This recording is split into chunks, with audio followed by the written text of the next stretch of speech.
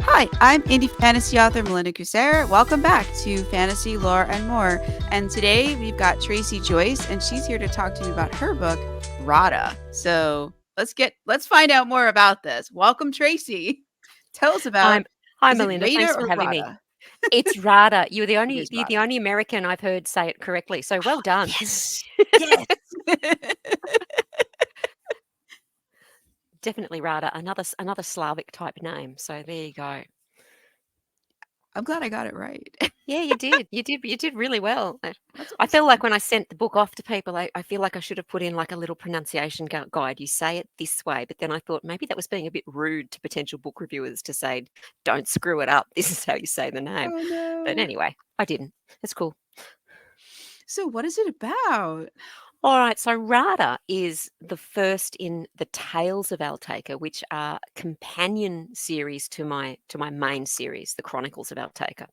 So I've written two previous books dealing with a cast of characters who flee from a war, and I wanted to do a short story or a novella as a world building exercise to find out to just explore more about who they ran from. So Rada started off as a novella and wound up at 150,000 words. Oh, So you know, clearly, as I as it I need to do happens. more planning. Yeah, See, that happens to me all the time. yeah. That's So just yeah. I My feel your friends pain. just laugh when I say I'm going to do a short story now. So I don't know what made me think of writing it from the perspective of a child. It is multi point of view though, which I should say there are adult perspectives in there as well. Um, I think because I wanted her and her sister as adults to feature in more of the main series later. So I thought I'd start off with like almost an origin tale for the bad guys and for them. And Rada is born into a household that has had an arranged marriage. So the bad guys have taken over, the Oh. Zaragarians have taken over this country. And her mother, as a Zaragarian lady, a still Nasa, has been forced to marry this Talak lord. So it hasn't been a happy marriage. Rada is more like her mother's people than her father's. So Mhm. she doesn't behave. She looks different than everyone thinks that she could because she has darker skin and different shaped eyes um and she absolutely doesn't conform to what her father thinks a true Talak lady should be. But what happens when the story opens? Her baby sister has been born, and her baby sister is born disfigured. So she's got a severe club foot, Oh. and the father would want to take the baby to the seat of the gods and leave it there. And if it survives the night, then so be it. It's the wills of the gods that it lives. And if it doesn't, and of course most of them don't because it's arranged that they don't, um, then he doesn't have to deal with a disfigured child, which would ruin his family reputation of having bred something so horrid. And of course, it's not horrid. So the day that she is born, the emperor is also due to arrive, and Rada has to try and get to the emperor, who is her mother's friend, in order to save her baby sister before her father takes it. So the whole book is about trying to save the sister and get her correctly named because nobody in this particular country will want to name her.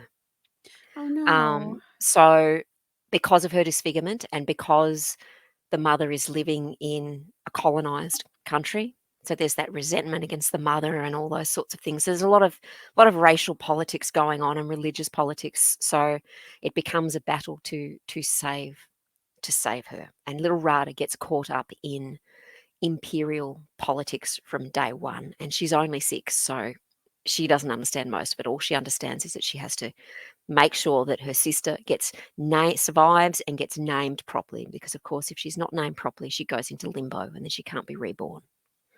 So it's all about doing that and about this little kid's battle against forces that are far stronger than her to try and get her saved. That hopefully didn't give any spoilers in there, just a basic overview of what's happening. Those we'll get to the spoilers. Spoilers. Everybody gives some away. Nobody escapes without giving away any spoilers. Yeah. Yeah, yeah. Well, yeah. So it's quite a dark fantasy because it's darker than my other books because you are dealing with the bad guys. And the bad guys themselves are also very much into racial purity. And although if you have any Zaragarian blood, then they consider you to be a citizen of that country. So you're relatively safe. But anybody else isn't, and they are looked down upon as being less than perfect. And even the half bloods are considered by law they're citizens, but they have to overcome a lot of prejudice as well. So yeah, so even if she gets to her homeland of her mother, she still has to face discrimination there. So yeah, plays a lot into a lot of very basic primitive human emotions. We still see this type of discrimination happen today. We still see religious persecution happen today. And kids always become the forgotten victims of these kinds of prejudices. So, yeah, so there you Yeah. go. So it sounds like a fun tale, doesn't it? It just Ah! sounds like it's going to be wonderful. But, yeah, it is. The reviewers have said they found it engrossing and a little bit heartbreaking, but engrossing. So hopefully everybody does. Yeah. So let's meet her. Let's meet Rada. Yeah, let's go into that Um, excerpt. all right. So this is from the this is from the middle of the story. I thought it might put people into the action a wee bit more, and it's all Rada turning into a little hero. So here we go. It's chapter 14. And just before I start, I will warn you that the word evoca is a replacement for the F word in this book. So if anyone wonders what's going on with the word evoca, she's swearing, and she's swearing a lot. Okay? All right. Chapter 14. Rada clung to Tav and twisted sideways to peer behind them. She could dimly make out the shapes of their pursuers in the moonlight. Rada, sit up, Tav snapped. You'll fall. They're still coming. Mummy said she'd get them, but they're still coming. Rada gripped him with one hand and punched his shoulder with the other. Tav! I know. We need to go faster. We can't. The horse dodged sideways, avoiding a hole. We'll break our necks. Their ride stumbled mid-canter, jerking them in the saddle. Rada squealed and clung on. The carrier was snug against Tav. He held the reins single-handed while his other hand supported the baby's head. Her mewling escalated and her face scrunched as she readied herself to unleash her fury, a bawling beacon damning them. We must get off the road. Mummy said we should run. She's wrong. They'll catch us anyway, and unless we can shut your sister up, they'll find us before we're ready for them. I wish I had some poppy juice. I'd just dope her to the gills. Rada smacked him. Their route twisted and dipped with the river. The forest crept closer here, not quite meeting the road, but at the bend it loomed over them, forming a dark tunnel. The skeleton of a dead willow lay on the verge between them and the tree line. Other debris congealed against it, creating a wall of dried mud and sticks dotted with tall, dry grass like hairs on some scabrous wart. I can't see them. Good. I've got an idea, but I'll need your help, he said. Slowing to a trot, he guided their mount behind the willow. The heavy pound of hooves drew closer. Rada screwed her eyes shut, listening, gripping Tav until her knuckles hurt.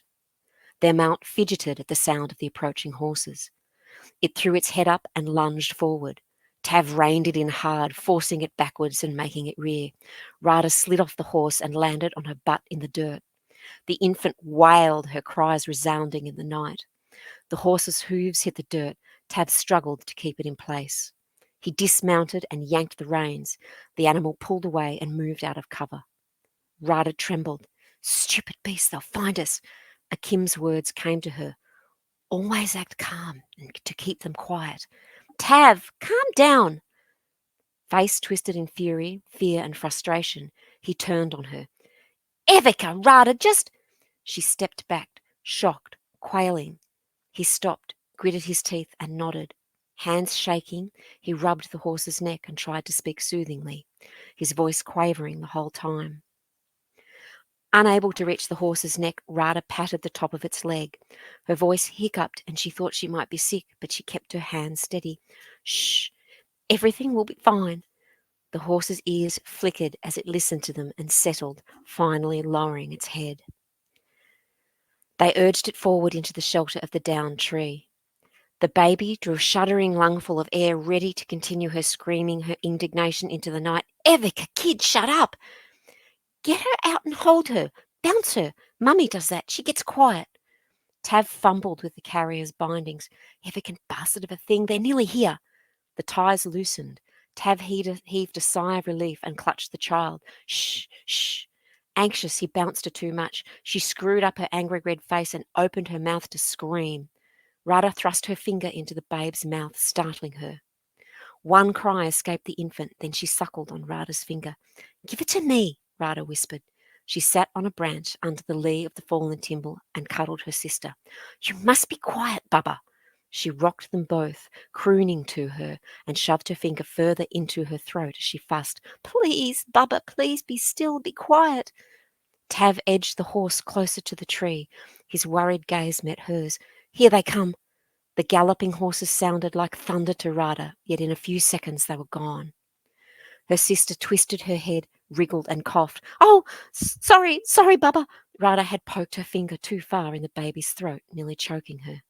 She kissed her forehead. Sorry, she murmured. They're really gone? They know we weren't that far ahead of them. Soon they'll hit a straight stretch and realise we can't be in front, and they'll return. Come on, we need to find a track in the wood. Help me search. There's too much rubbish from the flood piled up here. We'll have to backtrack a bit, Tav said. Rada hung her head and hugged her sister.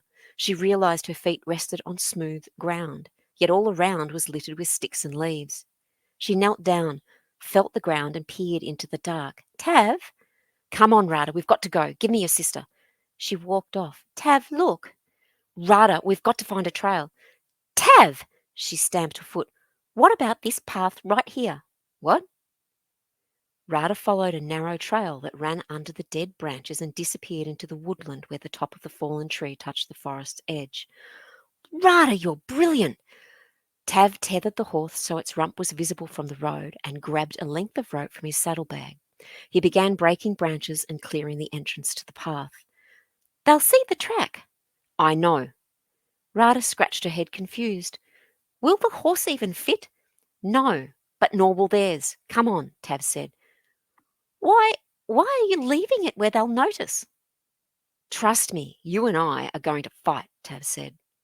Rada gaped. Her brows rose. We can do it. Desperation coloured his voice too bright, made his expression too hopeful. Yes, she whispered, wanting to throw up. Tav led the way. Dense cauliflower shrubs covered the dusty, smelling white blooms hung over the trail, and their small, dark leaves brushed Rada's face. She rubbed her nose, stifling a sneeze. Poor Bub. She pulled the hood over her sister's head. Tiny white petals snowed on them, and Tav explained his plan as he snapped more branches. Not far in, at a clearing, the track intersected with another one. This'll be the spot. Have you got it? He asked. Rada nodded. But Tav, I don't think... He frowned at her. She gulped nervously, and a cold lump formed in her stomach. What if something goes wrong? Tav knelt and put a hand on her shoulder. You can do this. You want to be a dark linen? She nodded. Are you sure? I mean, you've never lived rough. You've never had it hard. You're practically a baby yourself. The dread weight in her melted. Rada narrowed her eyes. I am not a baby. He grinned. Then this is your test, your real test. She readjusted her grip on her sister. Is she getting heavy? You're only little.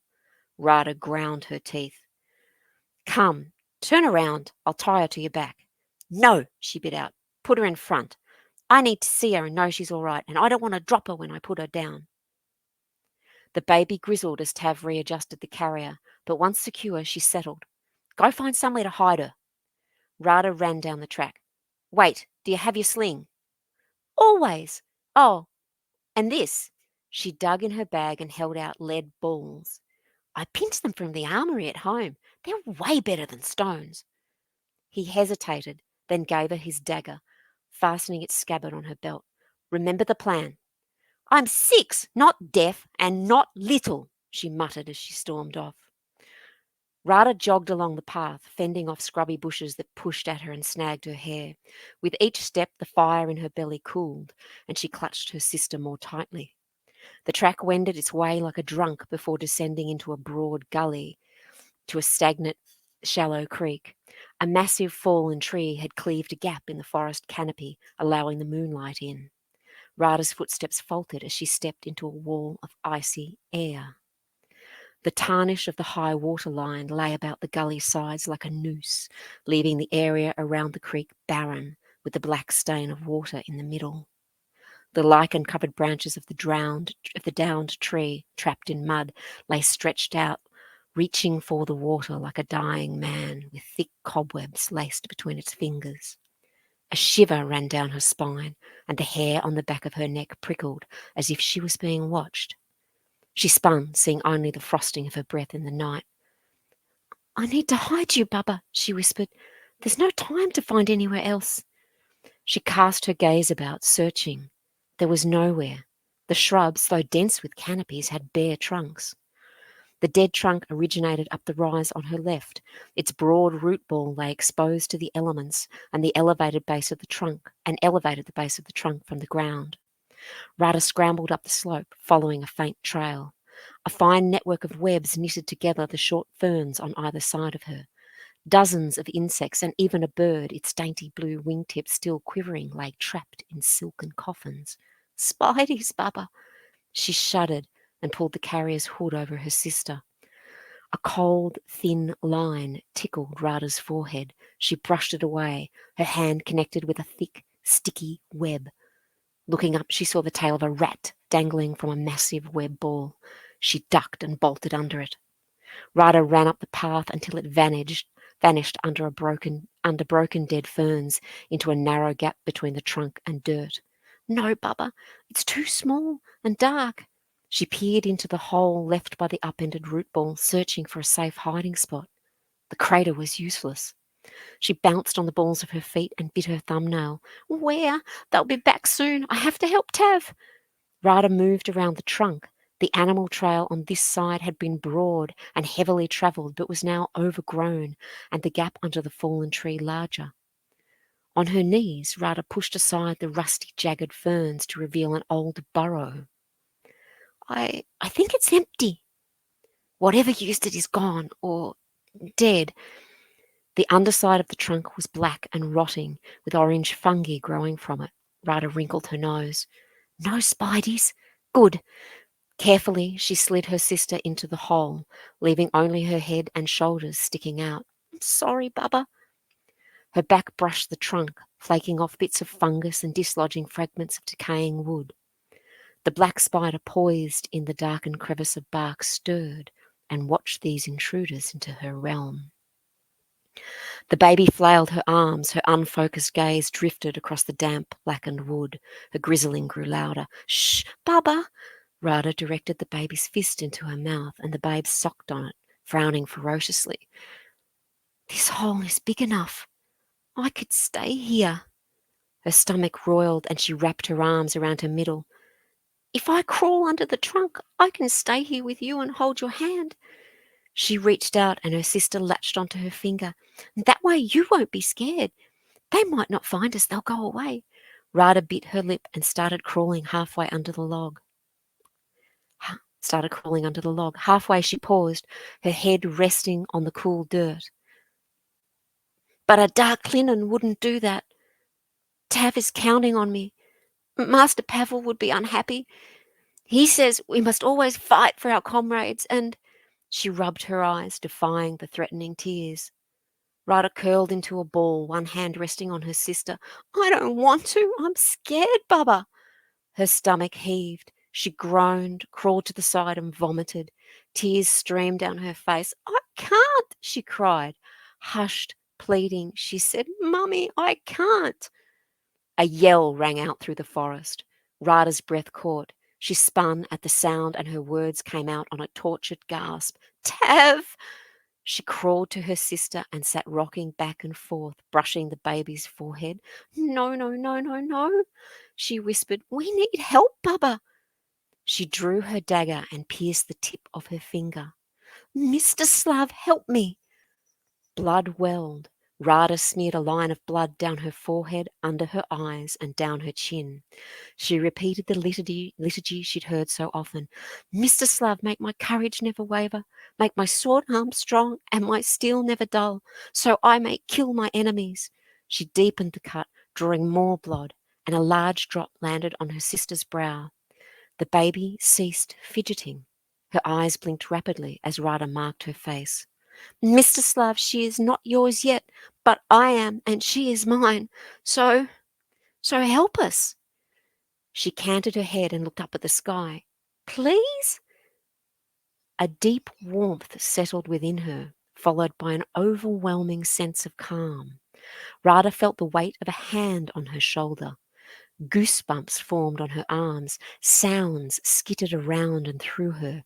Memories flashed through her thoughts. Faint words whispered in her mind, rustling like dead leaves, taking shape, transforming from rasping to smoothly feminine, then to a familiar gravel. Remember, courage is doing something despite fear. Master Pavel? Rada spun, searching for him. She could hear his laugh. Where are you? Everywhere. Everywhere? The problem is fear is a stubborn bastard. But you must remember, Mr. Slav loves the brave. I love the brave. The voice inveigled her. Mr. Slav? She squeaked and threw herself on the ground. But I'm not brave. A chorus of laughter, feminine, masculine, old, young, upbraided her, and the skin on her arms crawled. You want to be a dark linen? To be in the Emperor's guard? You who lie there snivelling, who are too little to be of any use to anyone.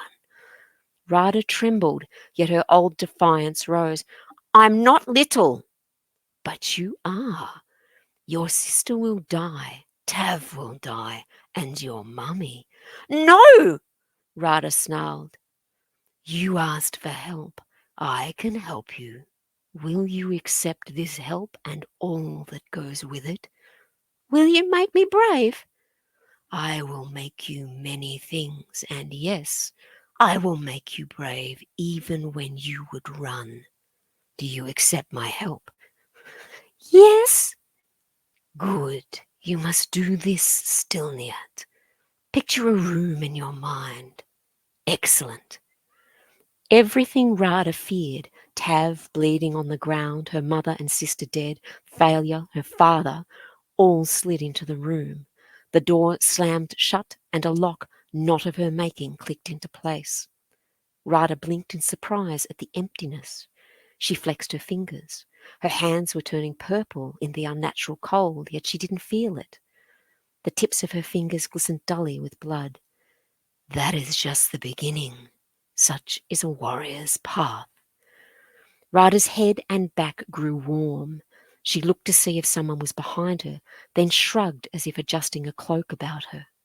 For a fraction of a second, Rada's eyes flicked black, and an ancient presence looked out through her. Get up. Rada clenched her jaw, punched the ground, and pushed herself up. You must be quiet, Baba. I'll be back. Remember, I am with you now and always. Rada sprung up and ran along the trail. Come on, Rada, we can do this. She had a god on her side, just like the heroes in the stories Mummy told her. How could she fail? Her foot slipped and her arms windmilled wildly. No, up, war-face, Rada. She twisted her expression just as she'd seen the soldiers in training do, snarled and ran on. Hang on, Tav, I'm coming. Rada reached the intersection where she'd last seen Tav and hunkered down under the draping branches of a bush. She held her sling in one hand, a lead pellet in the other. It's so dark in here. This way! The cry came from near the roadway. The sound of pounding feet down the track reached her. A dim shape sprinted into view, leapt and spun about, sword drawn. Tav! All Rada saw was his outline. The chink of mail and thump of booted feet drew near. A soldier ran into view, stumbled into Tav's trip line and sprawled face first into the dirt close to Rada. His comrades struggled to avoid him, leaping at the last second and staggering upon landing. Tav rushed forward, swinging his sword. The trooper dodged clumsily sideways, righted himself, and savagely retaliated, driving Tav backwards. Tav struggled to block each blow. His only hope lay in evasion. Rada watched, a tight knot in her stomach. Her battle snarl twisted into a rictus of fear that melted, locked away. She became a passenger in her own body. Terrified, her spirit cowered before the immense presence that coiled within her. Watch what you can do. Unbidden, her muscles tensed, her limbs adjusted in readiness. None will think you a mere child again. A sickening thrill ran through her. You little bastard, shoot my horse, will you? Think you can take us? I'll gut you, boy. The soldier's fierce blows almost knocked the sword from Tav's hand. Tav sidestepped, his escape hampered by the dense undergrowth. His opponent grinned. Nowhere to run. Rada rose, stepped into the path, and drew back her arm to cast her sling. The trooper nearest to her was halfway to his knees. Soon he would be in the fight too. The one near Tav moved in for the kill. No! Rada loosed her shot. Amusement and approval brushed over her. You're not done yet, whispered the voice. Get moving. The pellet rocketed through the air and sent up a loud ping as it ricocheted off the soldier's helmet.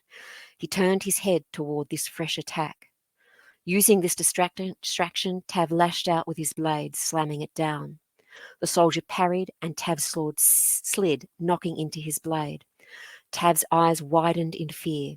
He kneed the soldier in the stomach with little effect other than a grunt from his opponent. They tussled.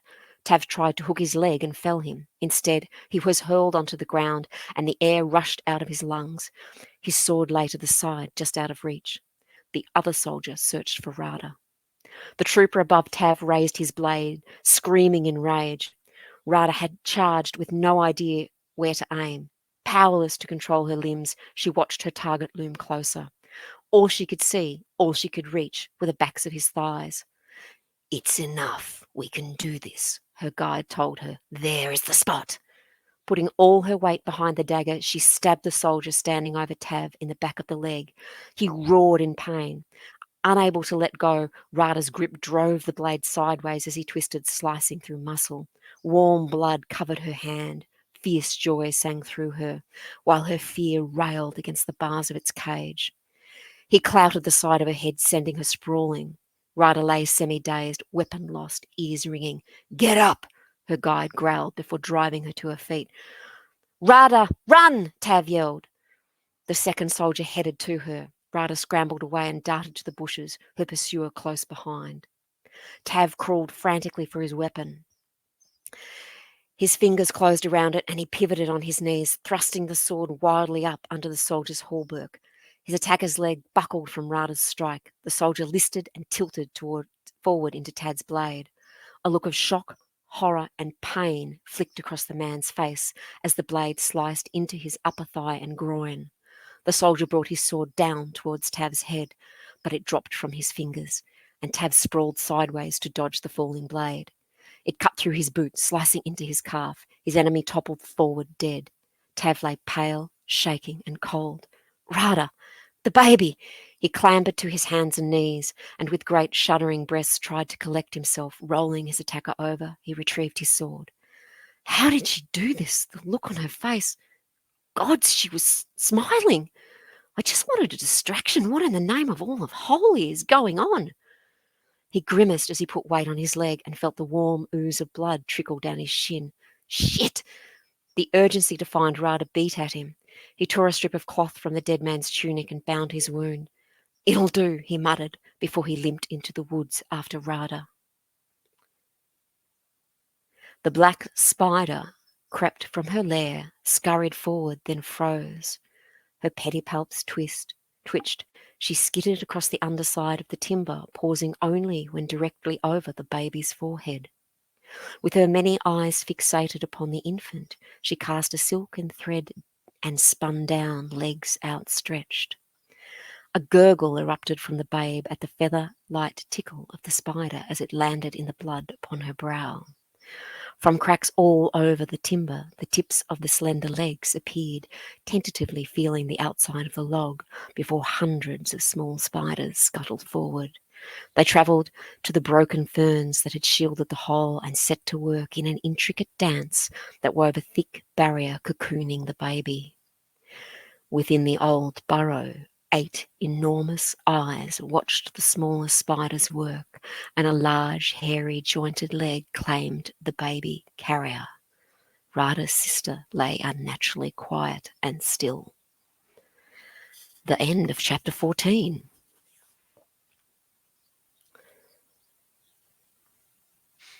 Wow, that was a lot. It was a lot, sorry. I did tell you to stop me. No, it was really good, but there was a lot. I meant that there's a lot that happened in it, which is Oh, okay. great. All right, cool. I didn't want to go on too long. I was trying to, No. put something in the middle so people would see what it built up to and wonder why all this happened and stuff. So yeah. No, I think I definitely think you struck a good balance with that. There's just so she's got a god now, like in kind of Yeah, not the possessing god her. and not the god she thinks. Oh. Yeah. So So there's a who does spoiler for you. so Bye. who does she think it is? She thinks it is the god of war who is the head of their pantheon. Okay. Yeah, Okay. yeah, yeah. And the Zaragarians worship the god of war. And there's been in the past religious wars between the followers of Mstislav and the followers of Besinada, who are the weaver. She's the weaver goddess who reads everyone's fate.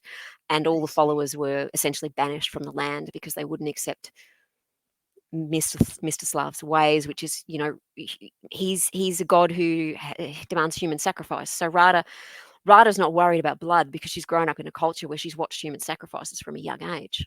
Oh, You know, okay. So she's like, "Oh, this yeah. is So just a thing we do. it's This is just a thing we normal." do. Yeah. So and she thinks that it's Mr. Slav. So yeah.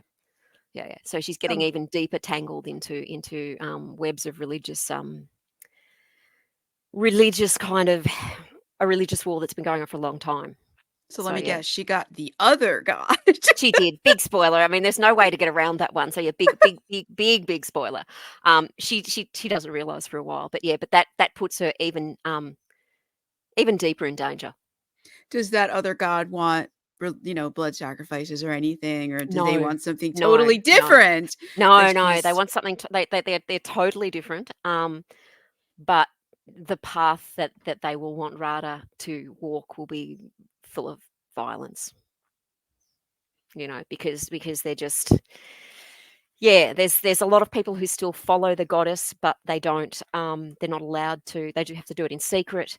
They're allowed to under the Zaragarian law. They are allowed to still recognize her and worship her, but they must acknowledge that Mr. Slav, as they work it in, as Mr. Slav has been her son, and he's now superseded his parent, and he is the protector of the whole pantheon. Therefore, he's the head of the pantheon, and that's the religious quibble. So you are allowed to say her name and worship her in some way only if you acknowledge him as the head. But technically, nobody is game to openly worship her.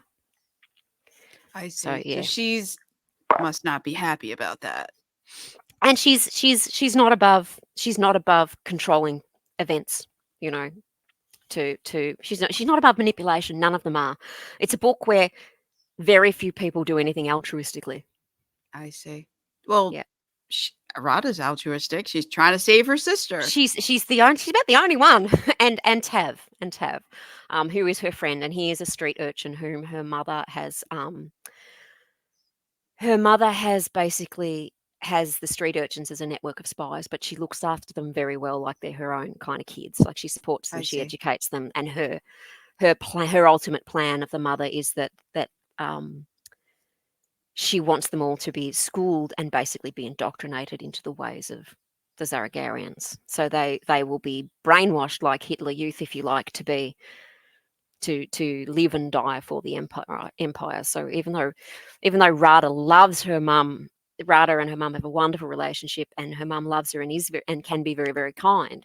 She still is a racial purist and would use these kids like dedicated cannon fodder.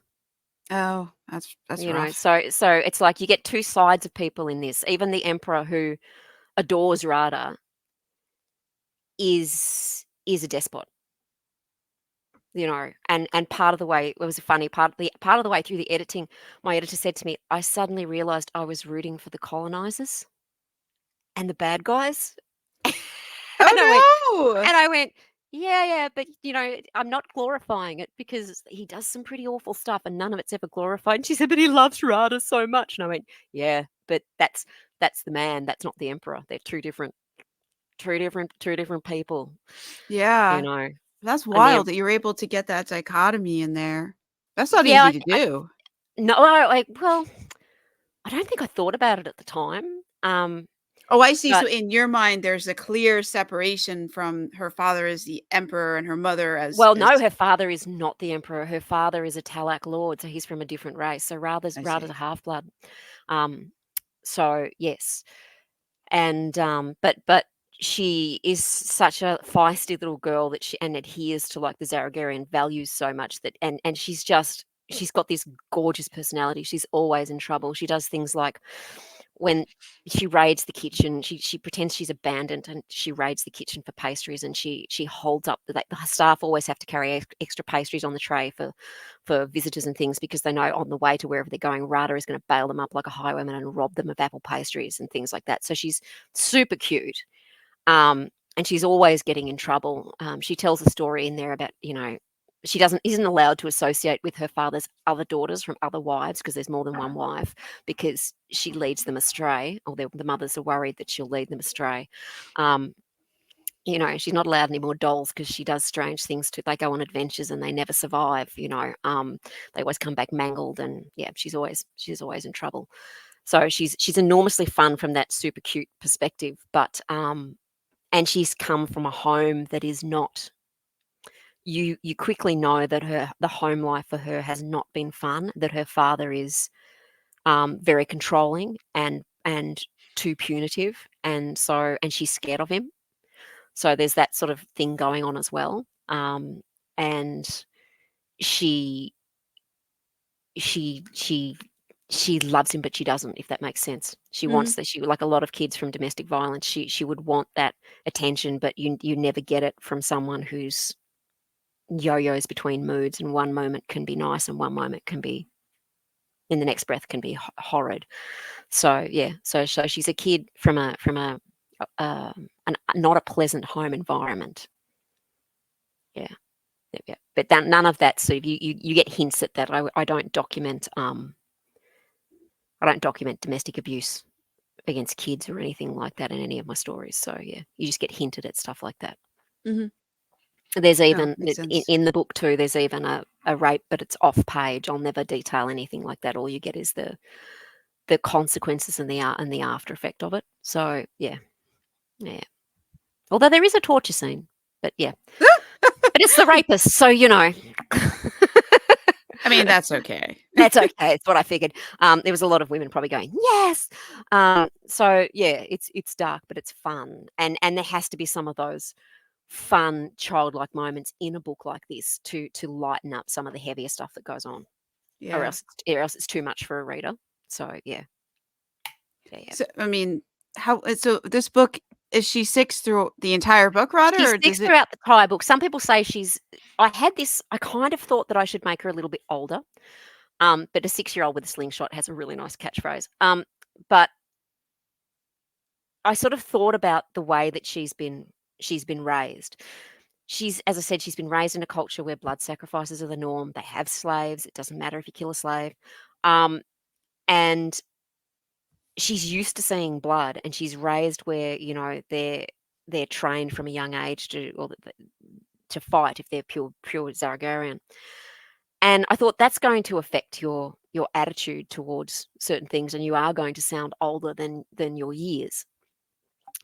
And part of the reason I thought about that too was because, like, I grew up on a farm, and so we used to kill our own meat and stuff. So as a kid, I was never squeamish about anything, but I saw adults who would see a beast being killed or whatever, and they'd turn green at the gills and want to be vomiting, and I'd be like, what the hell's going on what's wrong with these people? And I thought, if that happens to me with that kind of an upbringing, then a kid who's raised with something worse is going to be pretty desensitized to a lot of stuff and act a little older. So she's 6 throughout the whole thing, and the next one after this.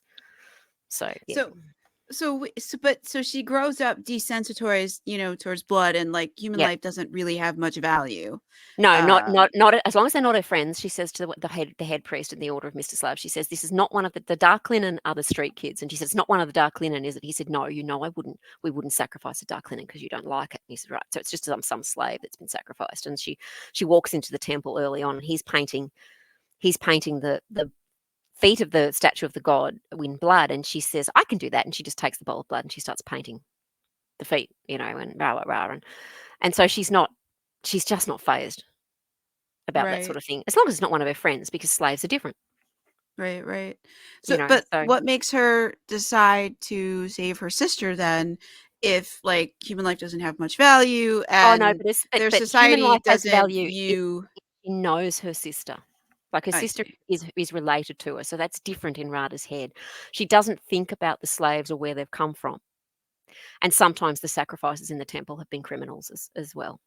Right, right. So because she knows her, it makes a difference. That's the simple thing. So her world's pretty. If it's someone she doesn't know, she's not that concerned yet. By the end of the book, that changes. By the end of the book, she's Oh, learning to grow up, and she's learning to see what the empire of her mother is actually really about. And has some very harsh life lessons sort of taught to her by the end. So she's starting to change her opinions. I see. So And there's a learning curve in there for her throughout the book. yeah. So you said she's 6 in the sequel too. Yeah, because the next sequel, which I hadn't planned on, but of course the way it ended up, I had to. Um, Oh no, this girl, like just from this chapter, like I'm yeah, sure she has your editorial calendar for the next 2 years figured out, and no, she no, will just slowly reveal it to you. hopefully the next one, because it was meant to be a companion series, not a main series. But anyway. So Does Rada know she's that? yes, she does. So the next one and the next one continues pretty much on straight away. So yeah, she goes to live with the emperor. So she's in the imperial citadel. So that's just a whole other ball game in there. I So see. yeah, but that's sort of got to get her through that, and then yeah, just go. I can't. There's too many spoilers if I keep going down this path. Are you sure Rada's gonna let you stop at 2 books? Um, well, her sister will end up featuring in a book of her own as well, but probably there's kind of it's like she and her sister were going to feature in probably the last two as adults in the last two books of the main series. So her sister will probably have to feature in a novella to fill in bits with her sister, and then they won't appear again until the last two books of the main series. Are So I you plan. sure about that? Are you Yes, sure I'm the sure. characters are I'm gonna sure. let you I'm do sure. that? Yeah, yeah. I'm sure. Yeah, yeah, yeah. Because Listen, and if my friend Belinda's listening to this, she's going, "Ha ha! I don't believe it."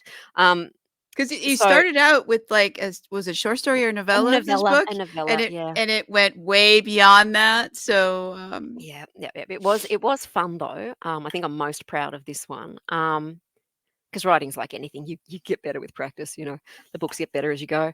Hopefully. oh yeah, Um, and so the last book is always your favorite until you finish the next the book, and next then that one. becomes your favorite. Yeah, yeah, probably. So, well, the next one will take her through to a point where I can leave her until she's an adult. So I Are you generally, when I sure start she's writing, gonna I know let you? when I start writing, I know where I'm going to start and I know where I am going to finish. Just sometimes it takes a lot more in between finagling to get to that Oh, I end. see. But yeah, So the end of book 2 is where you wanted to get in the novella that was supposed to be book 1, and yeah, Rada had pretty other much. ideas. Yeah. Is she gonna let you get to the end point that you Yes, want for she book will. She 2? will. She will. She will. She will. She will. Although I think people would like more of her. And in the meantime, I've got to do more short stories because people are wanting, short stories for the other characters that I left in the main series to fill in time, because there's like a duology for the first two books of the main series, and then the next book is designed to deal with the children. But everyone's like, well, what's happening in the meantime? And I'm like, oh Jesus, I'll just have to do some short stories and novellas and plan them. I did a short story workshop the other day. Plan them. Are you sure they're gonna stay short stories? Yeah, yeah, yeah. Probably, I'm probably. just wondering if you're gonna come back on in the future and we'll find it. Well, it was supposed to be a short story, Sure, but yeah. now I'm Famous writing. could be my famous last words, yeah. But anyway, we'll see, we'll see. They're mine I've too. gotta get stuck into it. Are they? Yeah. You Yeah, oh always write yeah. something bigger. I'm writing a trilogy. It was supposed to be a standalone. Don't ask me how Oh, this thank you. You're happened. making me feel good. They just decided they promised they'll get to one of the things that I need for a different series in the next book, Yep. in the sequel to the book that was supposed to be a standalone. It's like, Ugh. I know. And you So keep thinking, I but feel your I pain. wanna put them, I wanna put this all to bed. And you go, no, I can't. I have to get it done. But yeah, we'll see how it goes. And then, Yeah. finding time. Life gets busy sometimes. I never write as quickly as anybody wants me to. Oh, So no, me too. But you need to yeah. come back in the future. We need to have a future episode where you come back and we get an update. Did Rada let you stop after the 2 books? We'll do that Are next you year because stuck in I'm trying to. That might make me actually get it finished by sometime next year. So that'll be good. Yeah, come back and let's get an Yep. update because Yep. this is Yep. fun. Let's Okay. find out. Okay. We can start a Cool. new series. Author Will versus Tracy's character. ever write a novella? Yeah. Well, it's not just you. There've been other authors who came on too who had similar things. We could have like, where are they now? Did the character win or did the author win? Oh, the character's still stuck in the ravine and he hasn't got out. Yeah, So that could yeah. be kind of a fun thing where we get like an Oh, it could. update on It game. really could. Yeah, Yeah, no, that I'm could be a game lot of too. fun. I'm game, And and it gives me incentive to write. But yeah, oh, no, it's cool. then you're good. Yes, Then it is foretold that you will be oh, back next year to give us an update. awesome. That sounds great. Yeah, That sounds just reach out. excellent. Yeah, Yeah. no. So there you go. That's it. Do you have any other questions? All right. So we've got okay. So let's go. Let's rewind it back to it's the Zaragarian Empire. So is her Yep. mom Zargarian or Her mum's a Zaragarian, okay? So it's and her empire who took over yes, where so they started off as desert clans that were united, and then took moved into the next country, which is Vicaria. I see. And some of the Vicarian families on the border with the desert lands, like her mother's, were the first to join the Zaragarian clans. So she's on the border. She's really, her blood is Zaragarian. And they are called the first circle families. So the families of the first circle wield a lot of power and status. So her I mother is of the see. first circle. And so Rada, as a kid, has that status as well. So the ladies are called still nasses, the men are still nuts, and the little kids are still nyats. That's their Oh, title. And then once I they love come of age, that. they become still nasa or still nat.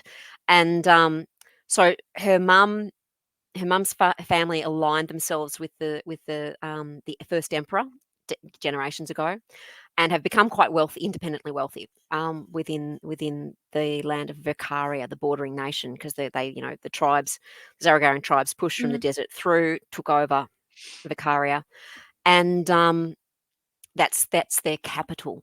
The Mstislav has his own order of soldiers, and they literally just called the order of Mstislav, and they have their own temple, which is almost, you can sort of see where this is going, almost the size of the emperor's citadel. Oh, So yeah, so who's really and ruling? well, the current emperor came to power with their I backing. Let me see. just get rid of this call. Came to power with their backing, and it will at some point come down to how does he control the order and maintain his own autonomy.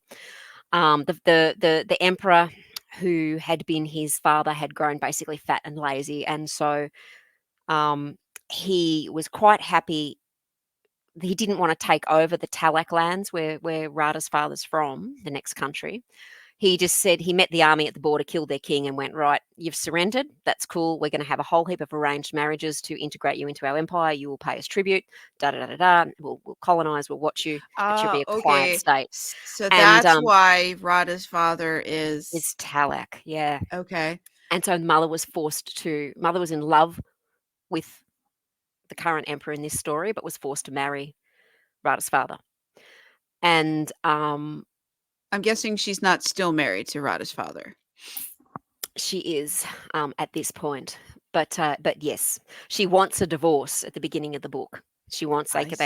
they can have a meeting. There is it's called a diebat court where they can have marriages assessed and they can be released from marriages, or they can I have marriage see. contracts. But the wealthy are never allowed to have marriage contracts because their marriages are about power. they have to go before a Dibat court, and she begs the emperor to actually. She says, She's had something like she's had 5 kids or more than. She's had how many kids has she got living? She's had multiple kids, maybe 7, and only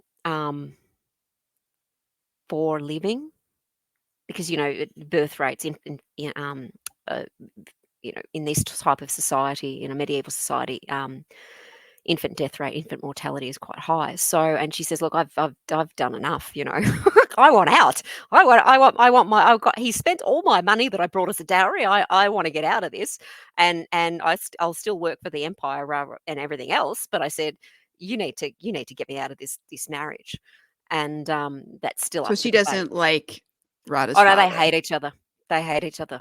Absolutely hate each other. So the sister, is that Rada's father also the father of the sister? Interesting question. Interesting question. Yes. Is that Yeah. yeah, okay. Interesting question. So yeah. Because I'm like, if they hate each other, then how did Rada get another sister? Well, it's up for well, there's having sex for duty to produce heirs. Which she And did already. There's enough heirs. yeah, she did, and there is a question that he at some point forced himself upon her. I see. So there's a little bit of doubt as to who the father is, but the baby looks very, very, very Zaragarian. So, it does turn out that the emperor is the baby's father. I see. Yeah. Which she never admits to her stupid husband. But I mean, everybody that should get her out of the marriage. I mean, if she's cheating on, well, the emperor already has, well, because he doesn't want to dissolve those old power structures that were set up that are working just yet, because he wants to bring them more fully into the empire, and he wants to control them more, but he's not ready yet to create public upheaval by just saying to women, yes, you can divorce your husbands, here goes, because he said that's not he said it's not a talak law, it's our law, and we can impose it for you. But how many, and because she said to him, how many talak women want to get out of their marriages and can't? This could be a great thing. And he's like, oh, I don't want to cause that much upheaval yet. Like that could be chaos. But he has, like, for him, he has other plans. He has other plans going on in the background, which result in by the end of this book, the talak population has been utterly subjugated. So he's got more things going on in the background, and so yeah. mom's divorce is not forefront in his mind. No, he's got other things to do, and he did say, you could marry me, and he's already got multiple wives too. And she said, I can't. She said, I'm not getting on with your wives, because she doesn't like his wives. She'd rather just be his mistress on the side, or be independent. She said, I think she makes some comment about, I'm really not ready for any other man. You can all just go to hell. And so pardon me, she's very independent. She wants her independence back. And she came, when she married her husband, he was a talak lord that didn't have a great deal of station. So he was quite loyal and toadying to the empire, because he got station through her, and now he's quite full of himself. He's on the council and everything else that rules. They have a council that rules the city and reports to the emperor. But of course, he was elevated through all the money that she brought into the marriage, because her family are, if you like, lords and ladies, but they're also heavily into trade. So they make a lot of money out of trade. And you find out when Rada finally meets her grandma and grandpa, all these barges are going down a river, and she says, and there's live fish in barrels that they're selling at the markets. And he said, yeah, he said, all the fishing rights for this section of coast are ours, along with we have vineyards, we breed horses, and all the fishing rights. So every fish and crayfish and everything you get in the city comes from us, and it's shipped live down to the city. And he said, we were given it as the emperor, the last emperor gave it to us as a kind of, one of the emperors gave it to them as a kind of, like, as repayment for their loyalty, and everybody thought it was a bit of a joke. But he said, we've made more money out of that than anybody ever expected and gained more power. So he took something that was kind of a rubbish reward and actually made something huge out of it. So yeah, That's yeah. that's cool. Yeah, there's obviously clearly lots in my head about the society and the Yeah. yeah. Yeah. Yeah. That's and so I guess also a spoiler, I guess the sister survives and she shows up later in your your other series She as an does show up. adult. She does show up later in the series, but I'm not gonna reveal what happens by the end of the book. But there's a lot of stuff that goes on. Um, So what was with the spider in that the, scene? the Weaver goddess is depicted as being half woman, half spider I see. in some depictions. Um, on murals and statues because she's So she weaving. was So making she's her got those mark. legs to do all the weaving. Yeah. Yeah, and she can effectively control whatever she wants. But yeah, So so she's that's gonna the control the spiders are sister. associated with her, but not in a bad way. Does that make Yeah. sense? Yeah. Yeah, Um, no, I've seen other fantasy books associate spiders in a positive way with magic yeah, and and other things. I think there's something in Native American literature about weaver goddesses and even in some Asian literature about Asian myths about weaver goddesses being like that. So yeah. I mean, it makes sense. Spiders Mm, do weave a lot. mm, But, those yeah. those webs don't make themselves. No, they don't, and she's meant to have, the Weaver has daughters as well, which I haven't that was the original plan. She has daughters who, once the Weaver starts to thread, the daughters keep weaving the rest, but I haven't actually managed to integrate them into the stories. It may end up just Maybe being in the the third Weaver. book. Oh, no, stop.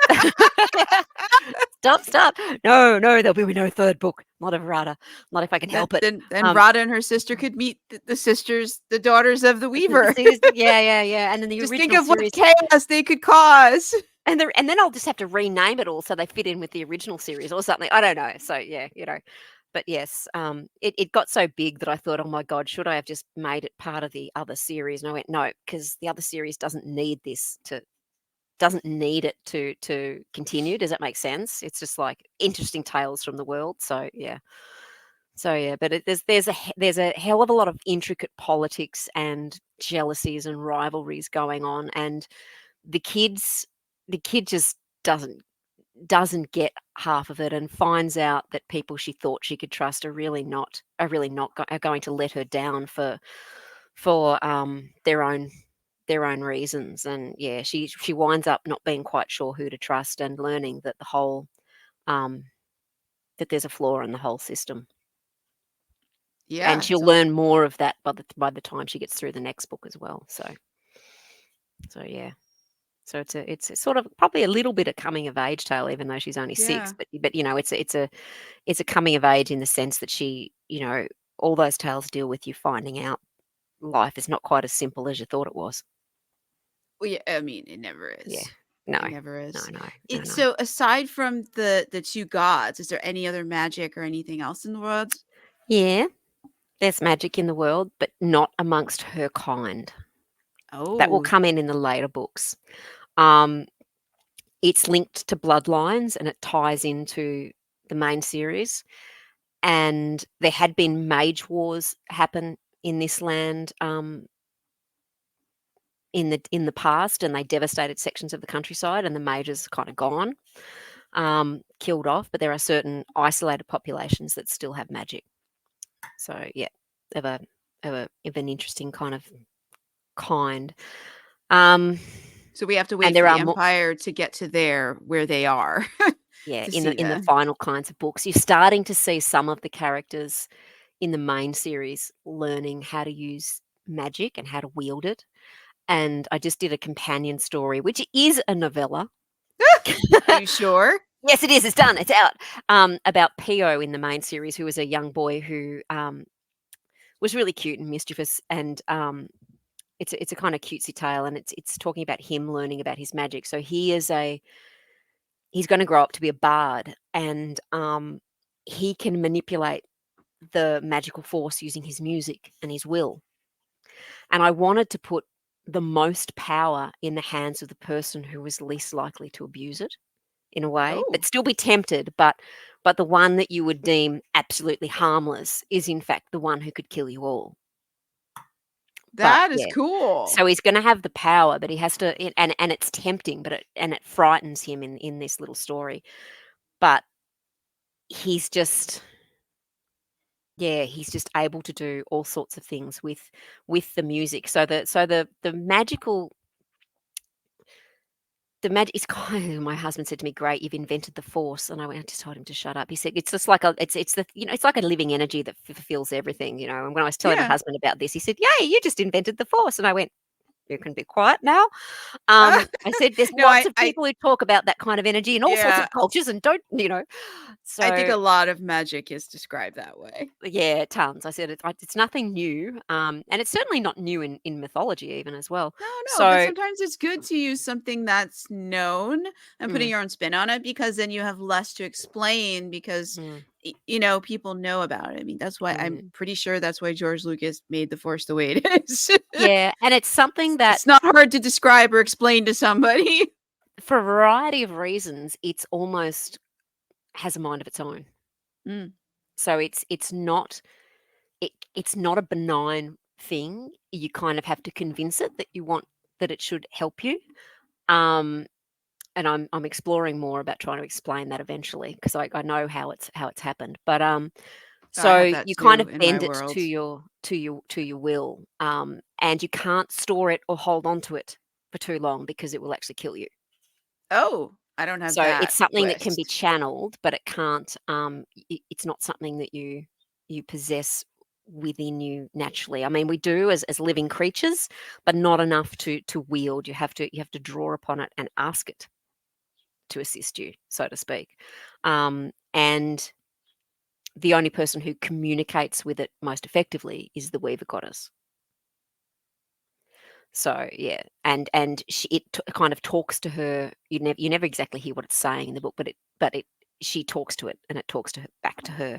So when she does her naming rituals for her followers and her citizens, it's the magic force that gives her the name, their true name.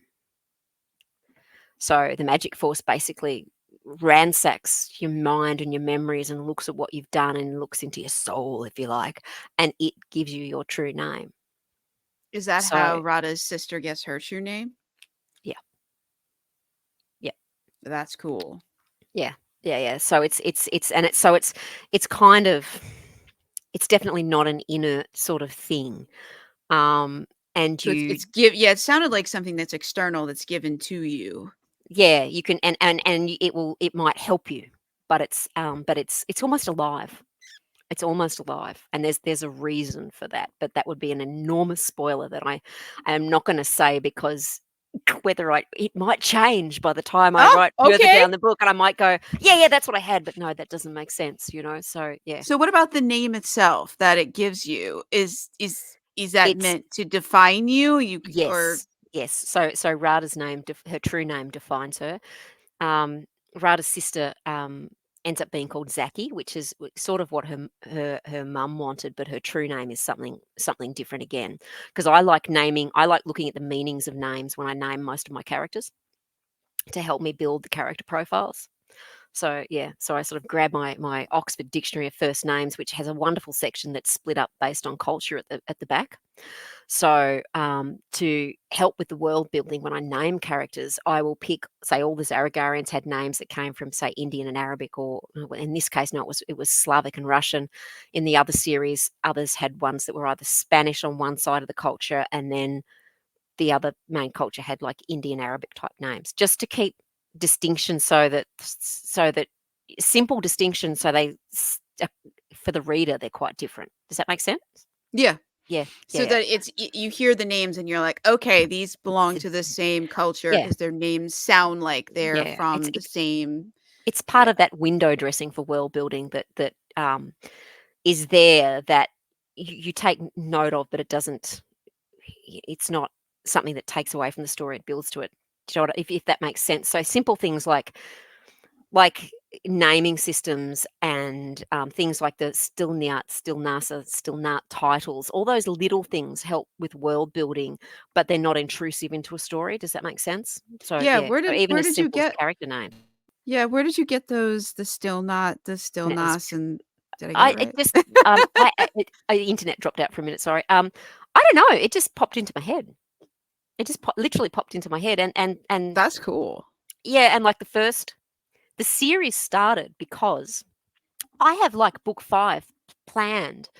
And I had that planned 10 years ago when because I'm a really slow writer. I wrote the first book 8 years ago, something like that. But anyway, I had this book planned and I went, okay, this is great. This is the daughter and she's doing all this. And then the Zaragarians are coming from over here. That's awesome. How do I figure out what happened? How did this kid get born here? And how did these people get here? So then I wrote Altaica, which is the first book in the main series. And that's about these people running away from the Zaragarians. And so the book that I haven't written yet, I dreamt. So it Oh, was a dream. wow. It was a dream of one scene. That whole book popped out, and then from that, I then planned this Altaica, and then a Have you scene of seen West. that meme that like most authors have like there's that one scene we want to get to and then there's all the other things we have to write to get to that one scene. And that's exactly it. And I'm like, okay, so yeah, my subconscious works a lot. Um, with like I dream a lot of scenes, and then because I'll be working outside in the paddocks or with the horses or riding or something, and I'll be sitting there and something will pop into my head. I think I think I zone out a lot, and I think of stuff.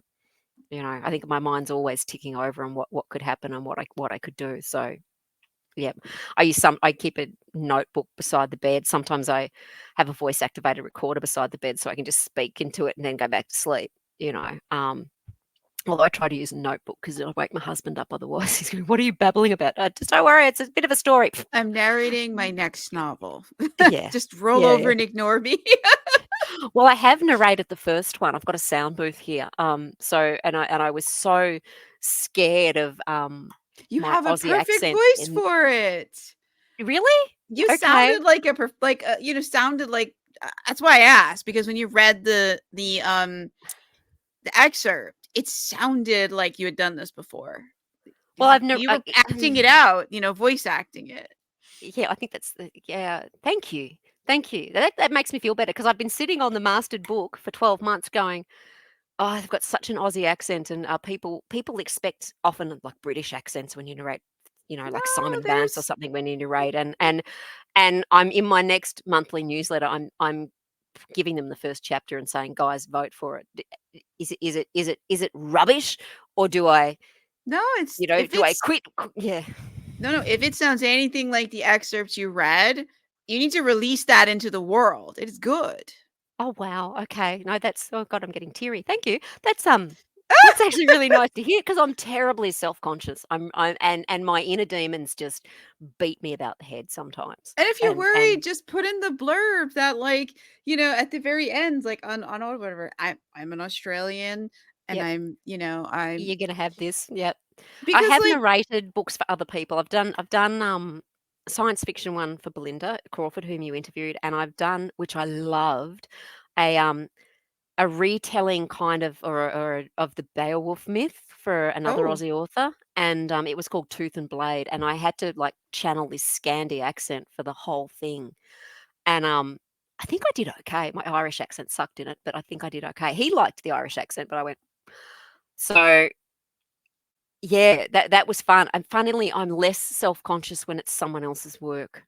As long if as you've as long as done they say to me they're happy, yeah. then that's fine. But when it's mine, it's like there's so many goddamn characters and there's so many voices and But if you did it for other people and they released it and it was good, they had a good response and sold a whole bunch of audiobooks, that means your voice is good because yeah, that's thank you. what's But selling the audiobooks. So you need to release that. You need to get on that all right, I will. I will. because people are I missing am out. I am resolved. It just means I'll then have to record the next one. That's just how much, and then Yes, you I won't, do.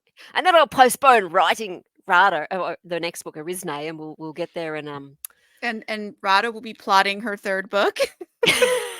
Just imagine her plotting, with the Weaver Goddess plotting that third book that you don't intend to Mm. write. Yeah, no, Just you've keep her actually going in the background. You'll get even if you get 50 words down, keep her satisfied so she doesn't start taking over your editorial calendar and no, revising it. you've actually genuinely boosted boosted my confidence. Like years ago, I I thought probably I was would have. listening to an audiobook, like, honestly, like, Okay, that was cool. really That's good, that's the that's excerpt. that's really nice. Thank you.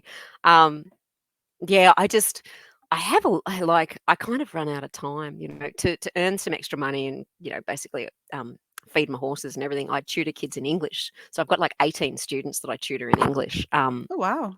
Yeah. And so God, during COVID it was like nearly 30 and that almost killed me. Um, and and then we've got a country place, which is where I am. As you can see the log walls behind me. Yeah. And so, like this time of year, all the work out in the paddocks and fields and stuff I do. So like cramming in, I need to like have two of me. One of me that goes out and does tidying the paddocks up for summer for bushfire seasons, which is just around the corner, and does all the spraying of the paddocks and everything else. And the other one of me that just sits here and does this stuff. So yeah. You know some sci-fi authors, so tell them they need to work on I need a cloning robot. you. Yes. They're cloning me. Get me a robot that goes Yep. out there and does this. And then I have two enormous dogs who need walking, one of whom is trying to get my attention right now.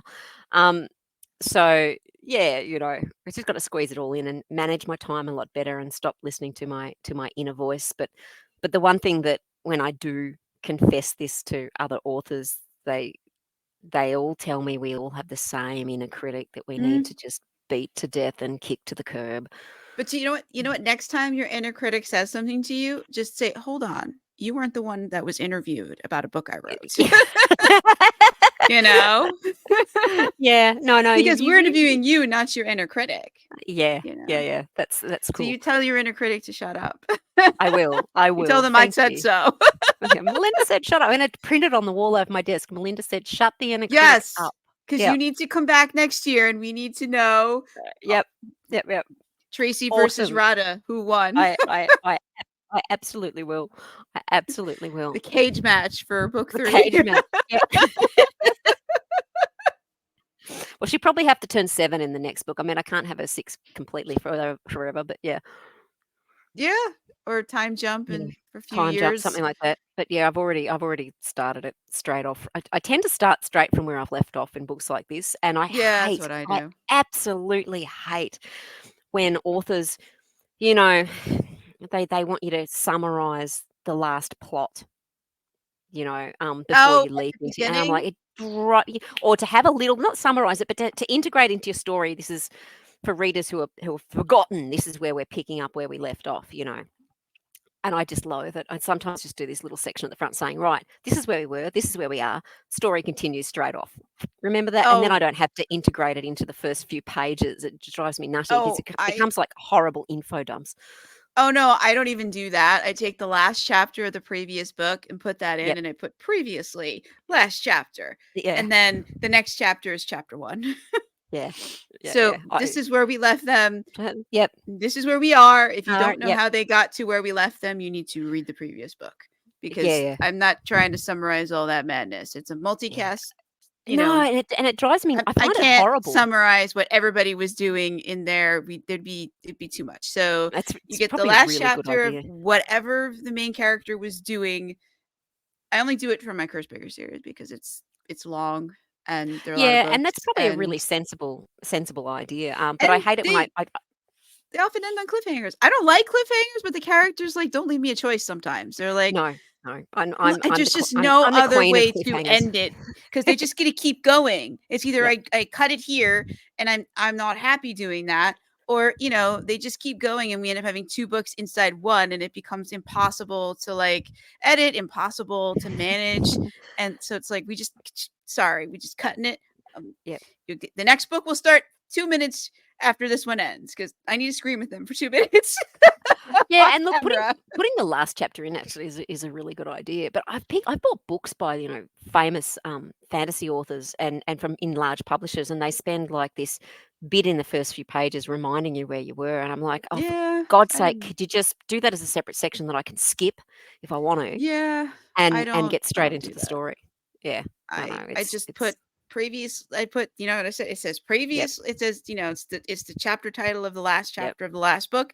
Right under it in parentheses, previously in name of book, hyperlink to somewhere you can get it, and then we have Yeah. that last chapter, and It's then like, you turn yeah. the page. It is the Meanwhile, first back at the chapter of ranch, the we're new book. doing this. Yeah. Yeah. Yeah, yeah. And then I put Yeah. at the end like excerpt, end of excerpt or Yep. something. So it's clear that this is not the book. This is from the previous book, so you know what in the heck these people were doing. Yeah. It's just what the main character's perspective, because the main character is always at least 50% of the book in in my book. So it's whatever they were doing, wherever we left them, you see them, then we get into then they just take off from there in the next chapter, and you see what they're doing now. Hopefully they're Tell doing me this. something different. This is a bit kind of off the topic. Tell me, when you were a kid, were you trying to write novels at school when you were a kid? Like starting your creative writing in school and writing like stories that grew and grew and grew as well? Um, I didn't start doing that till I was 14, but like Okay. I was daydreaming, and Yep. like I created the world that I read all my stories in when I was like really, really little, like before I went Yeah. to school. And Yep. like I would tell people about it because I had siblings, and I used to Yep. babysit kids because I'm the oldest. So like, Yep. you want pocket money, you want to go do things. So I babysat other kids. So I told people stories about the country that I'd made up and the people who lived in it and all their little adventures. And then at one point my sister was like, "You need to write these down." And Yeah. so I started doing that when I was a teenager. And then she unfortunately passed away in 2014. And she's like, but Oh, before she sorry. did, she's like, "You need to publish these." We'd been having this argument for a couple of years at that point, like, you need to publish it. And she was just like he was roundabout, and then she was finally like, "You just need to publish this. Promise me you will publish this." And then And so she you was did. going off on vacation and wanted, a progress report when she got back.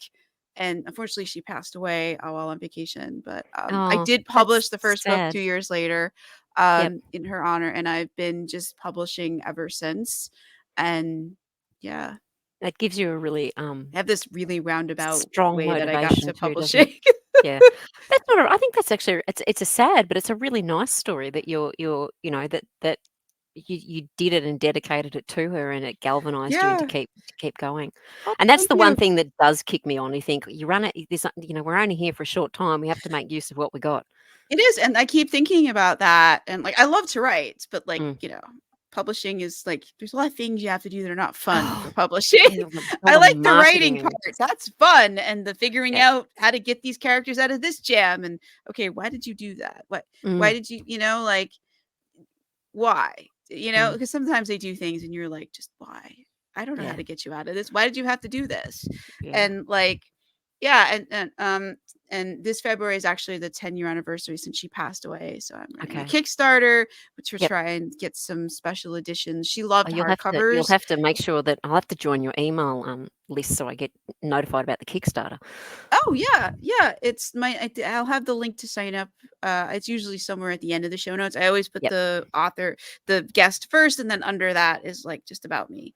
Cool. You can get some And fabulous books on Kickstarter. Some of the indie authors are putting out beautiful volumes of their works. I'm doing a trilogy of omnibuses. A tr- So So it's that's 3 going to be the thing omnibuses. to back the Kickstarter and get the deluxe editions of everything. That sounds awesome.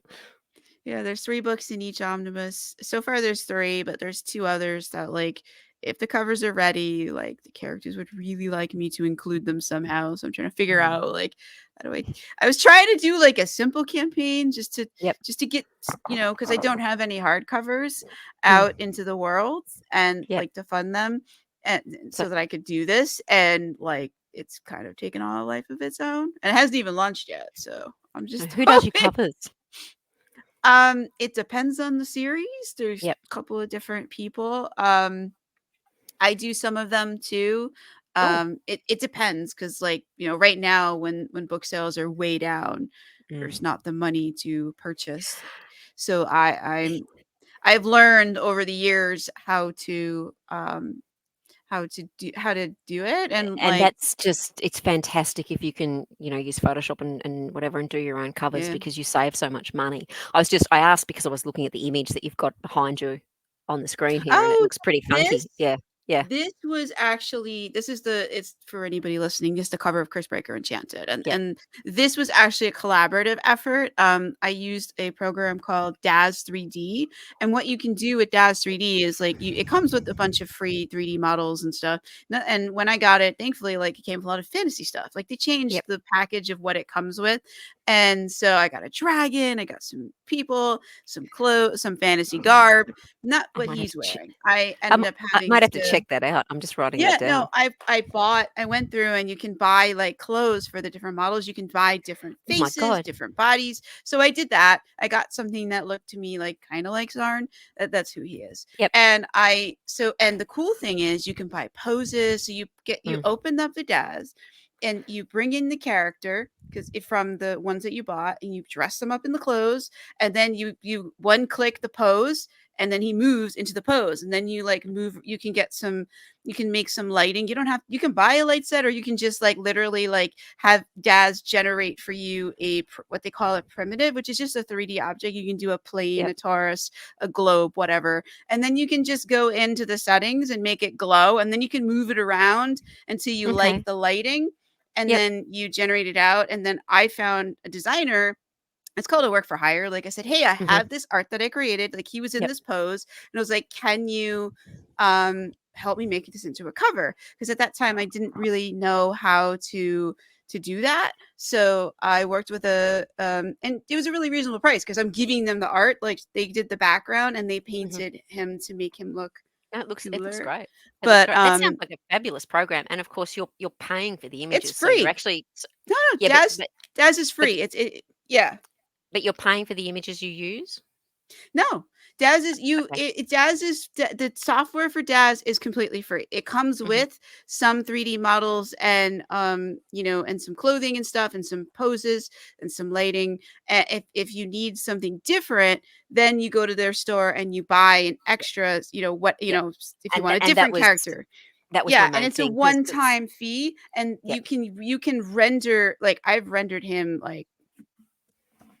yep, like you saw like on the covers for the uh the hardcovers, he's on there. I rendered him, and yep, you just endlessly render them, and you own whatever 2D image you make from it.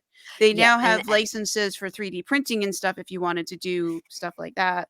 I haven't looked yeah. into that because I was just I don't asking have a to make sure printer. that the images that you use, you've paid the royalties on, like unlike some sort of AI programs now Hmm. that just scan the internet for everything like Midjourney, and none of the artists actually get paid for the photos you use. So I was just checking that you can purchase the images so that You yeah, purchase the 3D just assets, and yeah, the creator of the 3D assets gets a paid a yes, portion of that cool, because it's cool, and but then you can use those 3D assets as many times as you like, as often as you like, and you own the copyright for whatever yeah. creation you It create with them.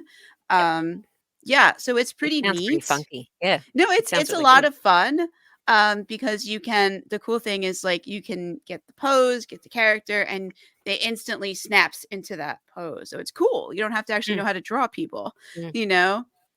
It's cool, and yeah, if you can do your own covers, well, then you're kind of set because a lot of like readers don't realize how much resource, how much money goes into producing a really nice looking, well edited book. I Yeah, was like saying to my relatives, well, I got the covers. I love my cover artist. She's Carrie Clowater, who's in America. She's great. And you pay X amount for a cover, and then I paid X amount for the maps from a beautiful wonderful artist in France. And then I said, and then you pay like 2,500 Australian dollars for the editing. So I said, yeah, that's I the said an it all expensive adds up, piece. and none of you, and you can't not have it because everybody needs a good editor. Like that's your independent, impartial set of eyes that go through things and turn it from a first draft or whatever into a professional product. So yeah, and It's they looked at me hard. and they looked at me and they were kind of It's hard. they said, when are you ever going to get that back? I said, probably never. But I said, I'm turning out a product I'm proud of. So, Yeah. that's the thing. I won't do it if I can't afford the editing. It will never get released. So yeah.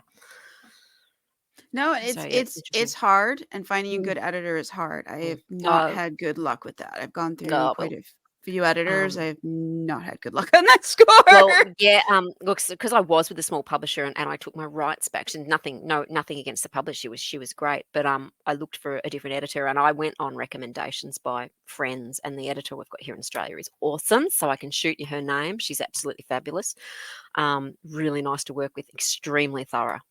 So yeah. So there you go. Yeah, at this point, I'd have to come up with like a Money. style guide, because I have 21 books that all take place in the Yeah. same world, and there's certain Yeah. things that like I like to Mm. use, and Mm. I don't care if like No. grammatically it's not even grammatically, it's like there's just certain like terms that must always be capitalized because they are proper nouns. Yep, that's what I had to do there. too. Yeah. These are the weird words that we use in this book, and here are the capitalizations, and this is what it is. And This is the spelling of some Yep. people's names. Yep, Most yep. of them are pretty easy, but there's a few that have Weird ones. Yeah, no, it's all fun, isn't it? I mean, and I'm sure, like me, you've got so many details of the world that you've built in your head that don't even make it to the text. Since I have 21 books Oh, well, out probably now, they have made like, it to the text. a lot of them have made it into the books, and there's more coming out in the next year and a half that more details will. You're very prolific. I like action, so I Yep. tend not to just hint at things, and Yep. I know it's there and what's going on, but like I don't stop to explain it if it's not Yep. important to that story. It's like, Yeah. well, there are these statues in Mount Redron, and they're all over the place, and they're in your way. There's a reason for that, and you will find out the reason for that as soon as the characters let me do that storyline.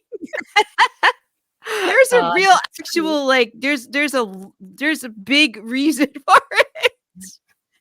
And then no wonder you've got 21 books. Yeah. Yeah, I have Yeah, a lot good of on these you. things, and That's there's awesome. always more. Like there's always more stuff. Like we've gone to new places in the current books that I did not know these places were even on the map. It's a good thing I don't have a map yet, because they're just the way these characters like to rearrange. Only I know that they have rearranged the geography of like the world about 18 times now. Nobody else does because there is no map.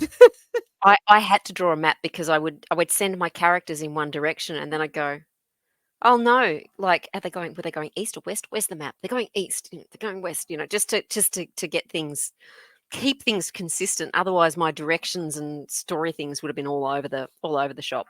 So yeah. Are they not So going there you too go. far? Yeah. But this has there you been go. fabulous. Is there anything else It you has want to been say about Rada? No, it's been enormously good fun, and I think we've gone for an hour and a half. The poor listeners. Well, that'd be fine. They'll be fine. They'll survive. Yeah, this will be fine. All I've right. had longer ones. I think I don't know, it was Belinda or somebody was on for 2 hours. I've had, some people have really big worlds, so there's a ton to talk about, and we have to Yeah. cover, as much as we can. And then we were Yeah. both kind of like we'd run out of water, and we were losing our voices, and we're like, I think we need to end this. You have to come back, and we'll continue. No, it was actually really, really good fun. Thank you very, very much. You're welcome. Yeah, it was Thank you awesome. for joining me. It was awesome. And hopefully you'll be back in 2024 so we can get an update. I definitely will, and want you to come back I'll out. get like the audiobook out, and I'll be starting on the next one, and you've motivated me. Fantastic. Thank All right, you. so I want to hear in 2024 that you've done all these things. That's your Awesome. homework. That's my homework. I have homework from Melinda. I shall. That's do it. right. This is the All only right. interview that gives you homework. That's right. Thank you very, very much, and I'll chat to you anon.